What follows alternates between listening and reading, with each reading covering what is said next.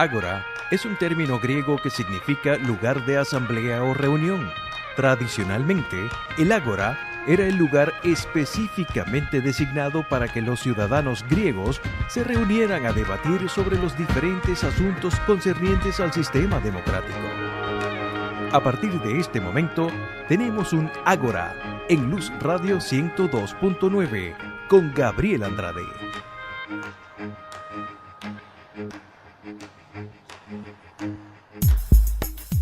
Saludos amigos, bienvenidos a Ágora. Hoy me acompaña en la edición y montaje William Velarde, en el control técnico Franklin Palmar, nuestra productora es Norelba Torres, el director de Luz Radio es el profesor Jesús Urbina y quienes habla Gabriel Andrade estará en la conducción. @GAndrade80 es mi Twitter. Me acompaña un insigne periodista de la región, Aristóteles Soto, y además de eso, abogado, amplio conocedor de temas constitucionales, y hoy vamos a conversar sobre los indígenas y los derechos y las leyes que se han contemplado en torno a ellos aquí en Venezuela. Saludos Aristóteles, bienvenido. Bueno.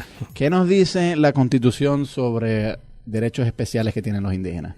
Es un tema muy sensible porque puede despertar xenofobia. Pero realmente hay que hacer un análisis muy crítico, concienzudo sobre la realidad que estamos viviendo. Porque parte del problema que hoy por la crisis económica que estamos atravesando, me refiero al bachaqueo y demás similares, proviene de esa decisión que una vez tomó el gobierno nacional cuando convocó la constituyente, porque no podemos decir que fue el gobierno, pero fueron sus acólitos los que aprobaron la asamblea constituyente. Hubo 4 que no. Claudio Fermín, creo que Olavarría.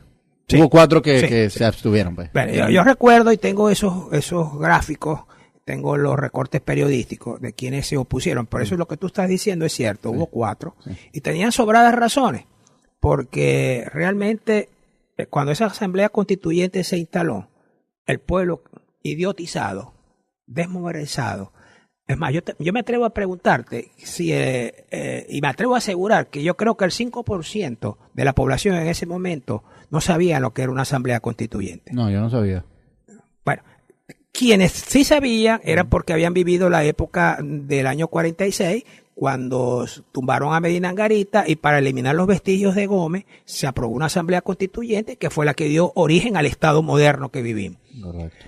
De allí en adelante la constituyente se dio en el 99 y provocó pues toda esta situación. Allá vamos. Se hizo una constitución donde se les dio características especiales a los pueblos indígenas. Y aquí comienzan las grandes preguntas. Si tú le das una constitución, un capítulo aparte, quiere decir que estás segregando al resto de la población. Porque yo puedo creer que una persona de piel oscura, ahora los llama afroamericanos. No, afrodescendientes. Los afrodescendientes, tienen también derechos entonces a tener una constitución aparte. No, y no solo eso, los árabes, los chinos, los portugueses, o sea, los descendientes de portugueses. Y los transgéneros también. O sea, te puedes imaginar que lo que se hizo aquí fue prácticamente una segregación para darle solamente una constitución a una característica social, que fueron los indígenas. Sí. Este tema es álgido también. Sí, claro. ¿Por qué es álgido? Porque los indígenas en Venezuela, sobre todo los que habitan en esta parte del país, tienen doble nacionalidad. Los indígenas venezolanos son indígenas colombianos. Doble nacionalidad. Y parte, y vuelvo a insistirte, de lo que está ocurriendo hoy en día, proviene de las características de la economía venezolana, que el bolívar se convirtió en centavo ante el peso, y allí la gran diferencia que existe entre ambos países. Y ellos han sido los beneficiarios de esa política por los problemas que todos conocemos, por el fanatismo, por el populismo que el gobierno les hizo dar a cada indígena. Aquí se crearon cooperativas, ¿te acuerdas? Y las cooperativas se van a pasar de todo. ¿Cuál es el fin de la cooperativa? Para favorecer al pueblo indígena. Hoy esas cooperativas se dieron cuenta que era contrabando. Bueno, pero ¿qué es lo que dice el texto? La Constitución, sí.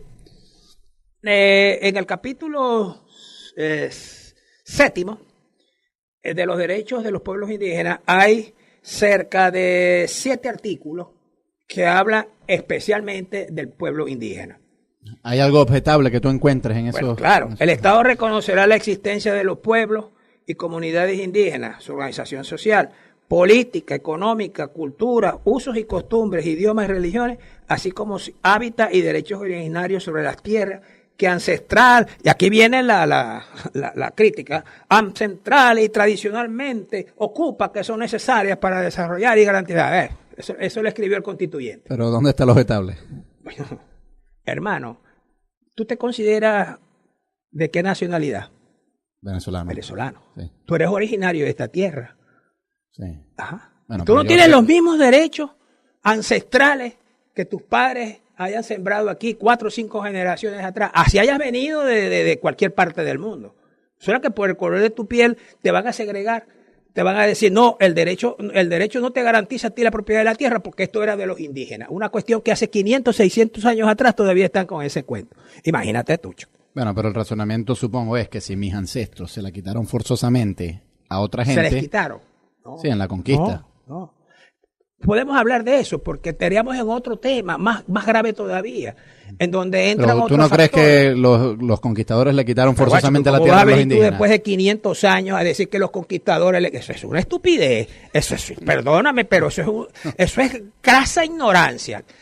Yo por lo menos yo no le he quitado la tierra a nadie, ni mis padres tampoco, No, y los padres de mi padre tampoco. No, pero el argumento es que la has recibido en herencia por parte de alguien que sí la quitó originalmente. Esas tierras, herencia, esa zona de La Guajira.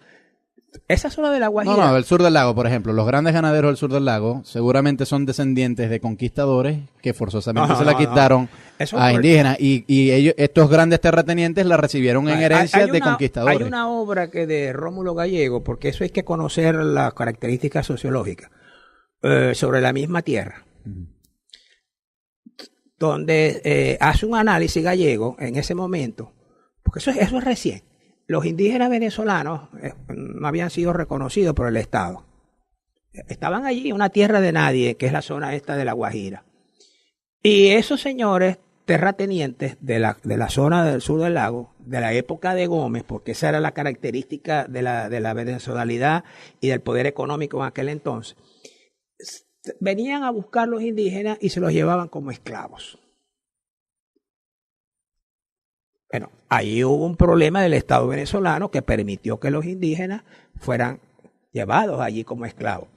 Y de hecho, la mayoría de los apellidos que tienen los indígenas provienen de los ganaderos del sur del lago, porque ellos tomaban el apellido del patrón. Eso está explicado allí.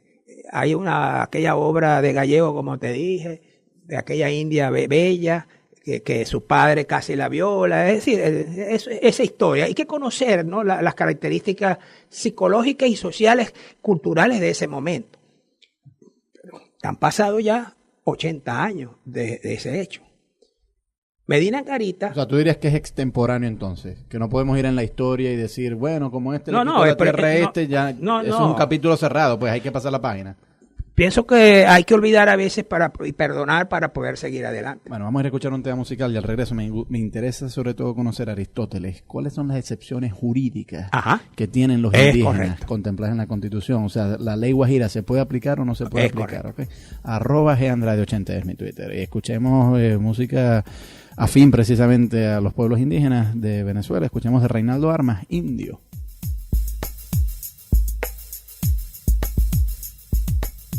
Seguimos en ahora @GAndrade80 es mi Twitter. Converso con el abogado y periodista Aristóteles Soto sobre la contemplación de los derechos indígenas en la Constitución. Un tema que levanta mucha roncha, Aristóteles, y que la gente pues quiere conocer esto mejor, es cuáles son los privilegios jurídicos que tienen los indígenas según el ordenamiento jurídico nuestro.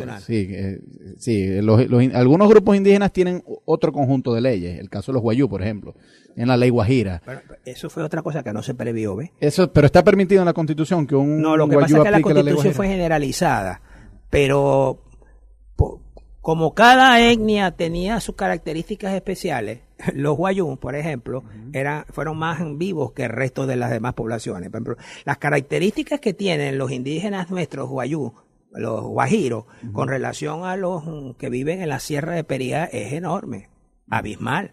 Y esa comparación, si la llevamos al oriente del país con los grupos indígenas que existen por allá, también sí, que existen diferencias dentro de las castas de cada grupo guajiro, perdón, con los yucas o los con los yupas, con todos los baris, con toda es decir, no se previó eso.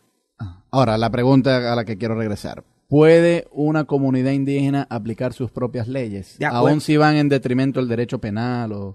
Y lo planteo, por ejemplo, con el caso del cacique Sabino.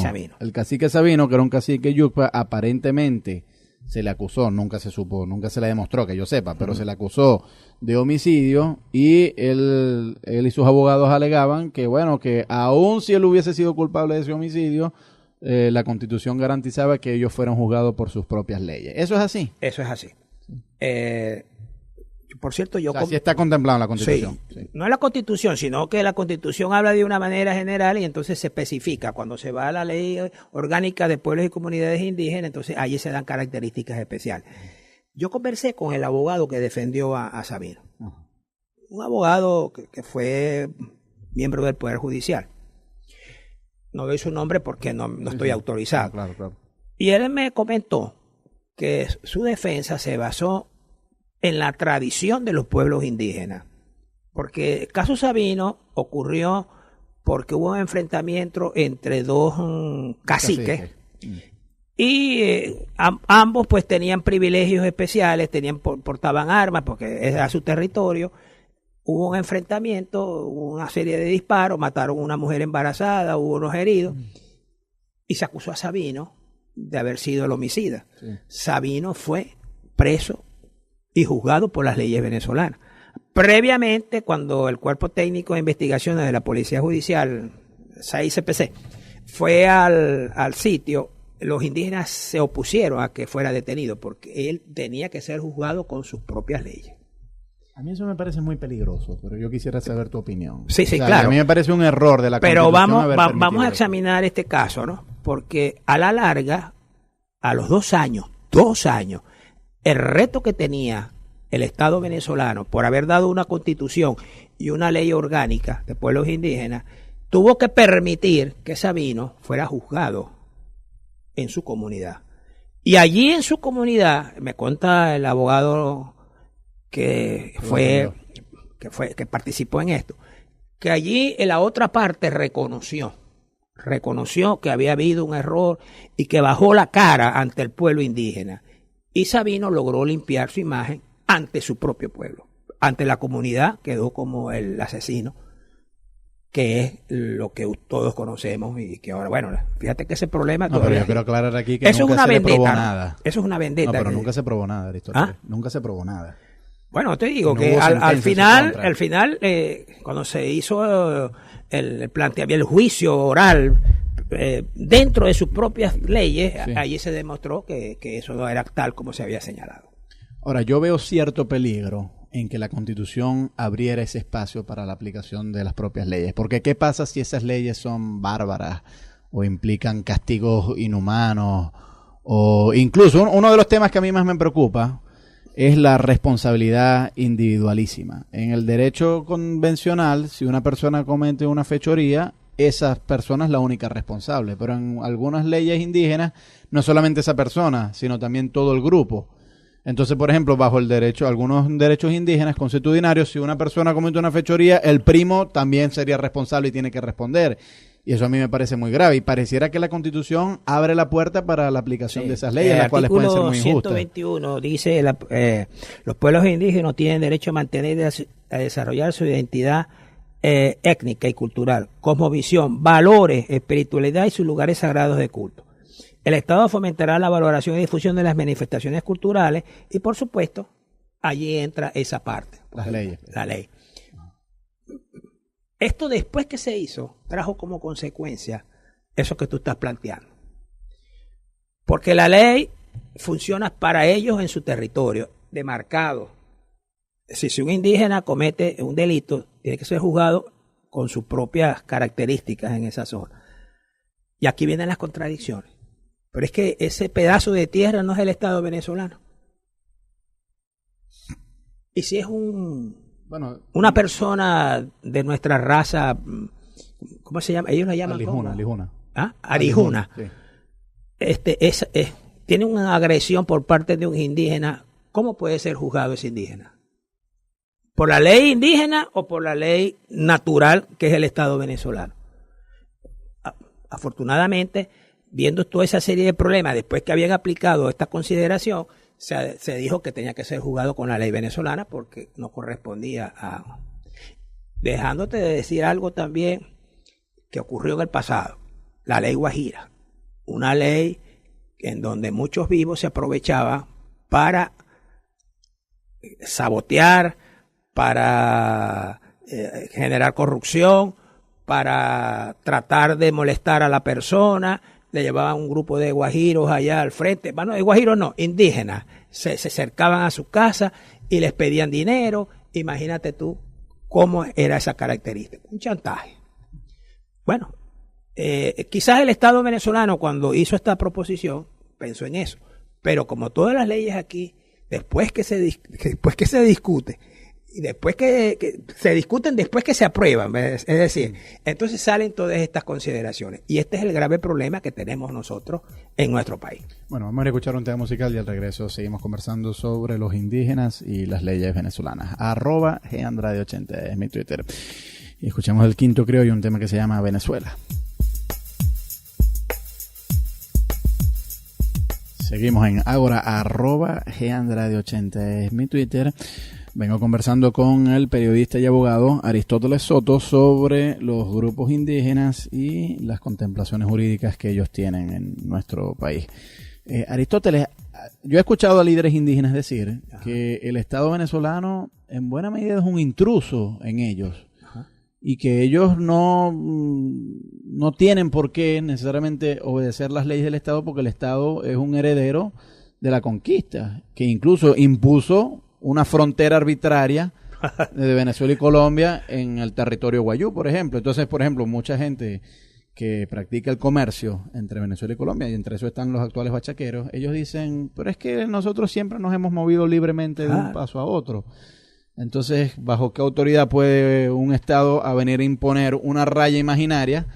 A mí me gustaría que tú le hicieras esa pregunta a quienes son líderes políticos, me refiero, a ver qué te responden. Porque nosotros lo estamos haciendo, objetando, haciendo el comentario, en todo caso, basado pues en nuestros valores, en nuestras creencias. Como persona común, yo me pregunto, ¿para qué es la ley? La ley es creada por el Estado para coaccionar a las personas a que vivan en comunidad. Ahora, volvemos al principio, ¿no? del inicio del programa. Porque tú tienes que crear un Estado dentro de un Estado. Darle características especiales. En la ley orgánica... En otros países hay regímenes de autonomía. En España hay un régimen de autonomía. En Estados Unidos hay reservas donde los indígenas tienen un territorio... Leyes federales. Es decir, nosotros a pesar de tener una constitución que dice que somos federales, las leyes nuestras son todas de carácter nacional. Nosotros no tenemos autonomía en ese sentido. ¿Y cómo difiere eso de la reservación en Estados Unidos? De la reserva, bueno, pues quizás ahí se cumple la ley, ¿no? Fíjate tú, volvemos al problema de los Estados Unidos cuando los blancos le quitaron la tierra a los indígenas. Y sin embargo, ellos allí viven sin problema, tienen sus propias características. Tengo entendido incluso que hay casinos. Sí, dentro de las reservas. Dentro de las reservas. Sí. Y el dinero que allí se produce es para beneficio de la comunidad. ¿Podría funcionar eso aquí? Yo creo que sí. Pero lo que pasa es que aquí son más vivos unos que otros, ¿no? Y de pronto tú vas a ver cómo alguien que comenzó de la nada se hace jefe y controla todos los grupos. Hay un presidente por ahí de un país suramericano que utilizó su mafia para controlar el poder sindical y luego ser presidente del país. Y no lo puede perder nunca. ¿Sabes por qué? Porque esa es otra característica social. ¿Quiénes son más?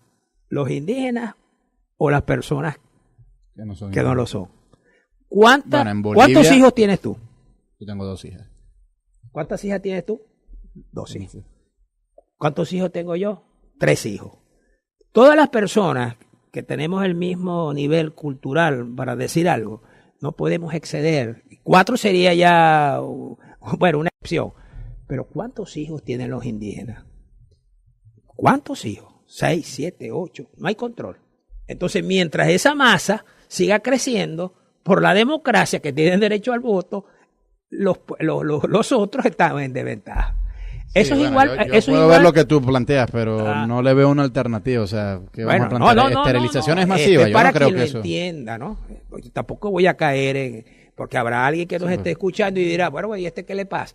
No. Es que es así, hermano. Sí, pero digo, para solucionar eso habría que violar derechos humanos como esterilizaciones masivas y cosas así forzosas. Que eso pero yo lo que te refiero es lo siguiente, que mientras el ignorante, y no estoy llamando ignorante a los indígenas, porque hay indígenas que son preparados, pero mientras el ignorante tenga mayor cantidad de personas para controlar a una sociedad, ese es el que tendrá el poder. Bueno, pero en Venezuela los indígenas siguen siendo minoría, no en Bolivia, por ejemplo. En Bolivia es otra cosa. No son minoría. Ellos tienen, por la ley, incluso representación especial en los municipios. Es decir, ellos tienen sus propias autoridades, sus concejales, sus diputados. Ahora pregunta tú, ¿qué hace esa gente por la comunidad? Yo he escuchado muchas cosas, comentarios fuertes de quienes ejercen esa representación, cómo se han aprovechado a título personal. Los diputados indígenas. Sí, sobre todo una señora por allí que... no te voy a nombrar nombre, pero hay que decirlo, chico. Una señora que se metió en el negocio del contrabando de la gasolina y bueno, y ella es la dirigente principal de esa zona. ¿Qué dice el texto jurídico sobre el contrabando? O sea, los indígenas tienen derecho a... No, ellos crearon una cooperativa con esa característica especial de darles, considerándolo minusválido para producir, vamos a llamarlo así para que se entienda.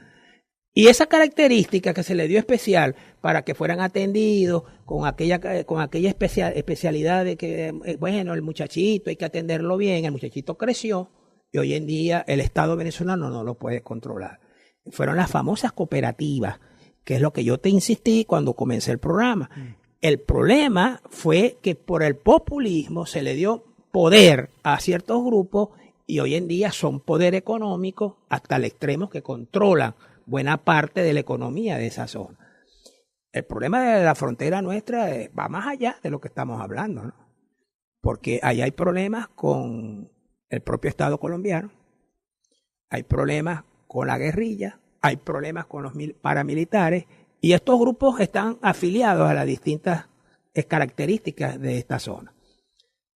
¿Tú no recuerdas que hace como 6, 7, 8 años hubo la voladura de unos camiones de gasolina ahí en la frontera? Sí.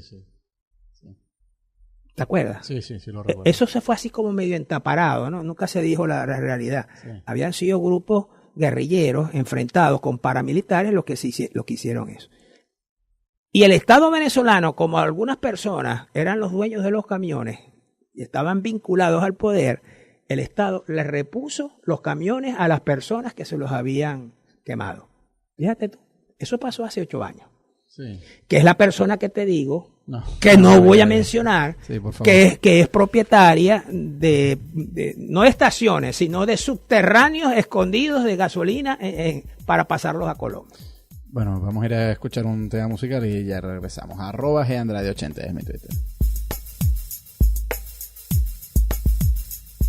Seguimos en Ágora, @GAndrade80 es mi Twitter. Vengo conversando con el periodista y abogado Aristóteles Soto sobre la forma en que los indígenas están contemplados con derechos especiales en la Constitución. Y esto viene muy relevante por toda la situación del contrabando que se ha venido intensificando en los últimos años. Hay un asunto, Aristóteles, los representantes del gobierno suelen enfatizar que el porcentaje de indígenas que se dedican al contrabando es muy pequeño y que no podemos generalizar de esa forma, decir que todos los indígenas se dedican al contrabando, porque no, es una pequeña mafia, pues, cuando mucho. Pero déjame explicarte algo, ¿no? Cuando tú le preguntas al gobierno quiénes son los contrabandistas, te dice que son apoyados por la oposición. Eso lo dijo Arias Cárdenas en estos días. Y por supuesto la oposición le dice, no, los contrabandistas son ustedes. Cuando la propia fuerza del Estado, que es los cuerpos policiales y el ejército que está metido allí, dejan pasar camiones, imagínate tú, ¿no? Aquí hubo un casito también que pasó desapercibido, eso fue hace como un mes, muy callado. Por cuestiones de mafia económica, un cierto militar dejó pasar 20 camiones por la cantidad de 50 millones de bolívares. Se le coló un camión. Ese camión que se coló generó una serie de intercambios de disparos. El oficial al mando de esa comisión murió. Varios oficiales que estaban metidos dentro de la comisión fueron los que pagaron la realidad, están presos, están allí callados porque ya eso entra en la justicia militar y los indígenas se defendieron diciendo que no habían sido ellos porque ya venía una represión contra los contrabandistas. No, y ha habido casos anteriores también que hubo enfrentamiento entre los indígenas y la alcaldesa de Belén Trejo e incluso que le tomaron la casa del gobernador. Eso fue hace cuestión de un año, quizás un poquito más. Tuvo una semana porque el gobernador no se atrevió a defender el límite de su casa, ni el Estado venezolano. Sí. Pero Belén Trejo Rosales también. Recuerdo que hubo un enfrentamiento en la vereda del lago. Vuelvo a repetirte. ¿Por qué el Estado venezolano no garantiza la libertad que tienen todos de defender sus derechos? Entonces fíjate cómo uno y el otro, ¿verdad? Ante esta realidad se cumben. ¿Tú dirías que ellos se sienten respaldados por lo que la Constitución les dice? ¿De qué manera? Han creado un monstruo que ha sido muy difícil y que supongo yo... Entonces la Constitución sí los avala.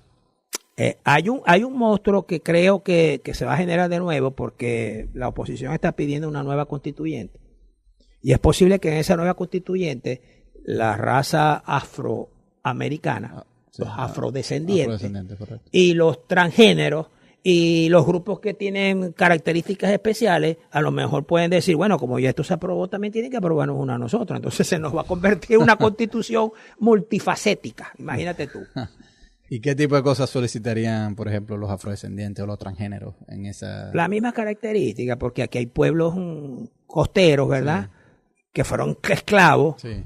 Si es que vamos a hablar bueno, yo no sé, ahí no sería... Pasa que yo lo veo muy difícil, porque por ejemplo, alguien como William Velarde, que tiene la piel morena y quizás el cabello un poco rizado, ¿cómo hace el Estado para asegurarse si William Velarde es o no afrodescendiente? O sea, ¿cómo asigna esa identidad? Es la gran pregunta que igual que los indígenas. Partidas de nacimiento, seguimiento de ancestros. Pero yo no creo que William Velarde, que lo tenemos aquí enfrente, él tenga la partida de nacimiento de sus tatarabuelos para demostrar que su tatarabuelo fue esclavo. Él debe tener un récord, un currículum en todo caso. Él debe saber quién fue su abuelo y al indagarse. Sí, la esclavitud es más... O sea, la esclavitud... Nuestros abuelos no fueron esclavos. Mira, la esclavitud en Venezuela fue abolida en el 1847.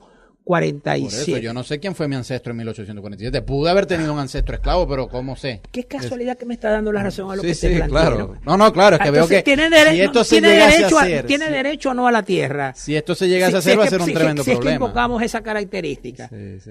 ¿Verdad? Sí, claro, qué bueno. Claro. Es que, como lo digo, si ya de por sí es difícil con los grupos indígenas, con los otros grupos va a ser más difícil todavía. Bueno, imagínate tú. Pero también tienen derecho porque se le dio, ya te vuelvo a decir, por populismo una característica especial. Claro. Y ahí se generaría otro grave problema. Ahora, en una hipotética constituyente, entonces está este peligro de que lleguen los otros grupos transgénero y tal y incorporen eso. Ahora, ¿qué hay de la otra opción? De que más bien vengan los constituyentes y digan, deroguemos estos capítulos. ¿Y cómo tomarían los grupos indígenas eso? Es que después que tú le has dado derecho, es muy difícil quitárselo. ¿No? Claro. Yo me imagino que a lo mejor cuando salga la turba lo linchará. Y será juzgado con la ley indígena, pues en todo caso. No podrá... Claro, el problema que yo veo es que son muchos los grupos. O sea, lo que tú has dicho al principio, ¿no? ¿Cómo vamos a satisfacer? Porque es que cuando uno abre la puerta, ya no solamente los indígenas, sino también los árabes. Los descendientes de árabes, descendientes de chinos, descendientes de portugueses, descendientes de españoles, ellos tienen derecho, de colombianos, ellos también dirán, tienen derecho a la constitución, porque los extranjeros tienen derecho al voto. No, pero incluso la gente nacida aquí en Venezuela, que son ciudadanos venezolanos, pero descendientes de extranjeros. Vuelve mi pregunta. Sí. Entonces ellos no tienen derecho a tener un pedacito de tierra, una casa, porque no son originarios del país, sino sus padres. Fíjate todo lo que esto involucra para que nos entendamos bien, ¿no? Que no es por el hecho mero de hablar y de señalar cuestiones, sino la característica. Te vuelvo a repetir, la estupidez de decir, no, que fue la tierra, de que fueron los ancestros. ¿Qué ancestros? 500 años, imagínate tú. Hay un chiste, pero no te lo voy a echar acá. No, por favor, por favor no lo eches. Mira, pero ¿qué se puede hacer, Aristóteles? Tú que has estado en funciones de gobierno en el pasado. O sea, frente a este ordenamiento jurídico y frente a estos posibles peligros que vienen, ¿qué puede hacer un legislador o alguien que esté en el gobierno para paliar esta problemática? Lo primero que hay que hacer es sincerarse. Y que los que tienen el poder, me refiero al poder constituido, se sienten con los grupos indígenas y que les comiencen pues a plantear la realidad de lo que está ocurriendo. Esto no es así tan sencillo, esto es complejo, porque te vuelvo a repetir, después que tú tienes derechos, ¿cómo te los vas a hacer para quitártelos? En el caso, por ejemplo, del cacique Sabino, ¿cómo crees tú que se debió haber procedido ahí? ¿Se debió haber juzgado por las leyes venezolanas o por las leyes? Por las leyes de su propia naturaleza. Eso es lo que se debió haber hecho. Eso es lo que se debió haber hecho. Ahí fue el gran reto del Estado venezolano. Y después, incluso que eso amerita una sanción por parte de los indígenas al Estado venezolano. Pero mucha gente se quejaba que si era juzgado por sus propias leyes, el castigo iba a ser muy leve, porque él era un cacique. ¿Y por qué se lo diste entonces? ¿Por qué no consideraste eso al momento de aplicar la constituyente? Claro. Eso es así. La causa Sabino sí era favorecida por la Constitución. Te voy a decir, Sabino estuvo 2 años preso por la ley venezolana. De acuerdo, cuando se le dio la característica, él puede demandarle al Estado venezolano porque lo juzgó con base a una ley en la que él no obedecía, sino a la ley propia de indígena. Entonces, allí, fíjate tú, las características de esta situación. Yo no sé si los abogados van a demandar al Estado venezolano, los descendientes de Sabino o algo, porque se aplicó. Eso generó una característica especial, que los indígenas son juzgados por sus propias leyes. Bueno, muy agradecido por haber venido, Aristóteles. Cuando quieras regresar, acá te esperamos. Claro. Gracias a William Velarde, que estuvo en la edición y montaje, Franklin Palmar en el control técnico, Norelba Torres en la producción, Jesús Urbina es el director de Luz Radio y quien les habla, Gabriel Andrade, estuvo en la conducción. @GAndrade80 es mi Twitter y nos vamos con un tema de María Teresa Chacín, un clásico que se llama En este país.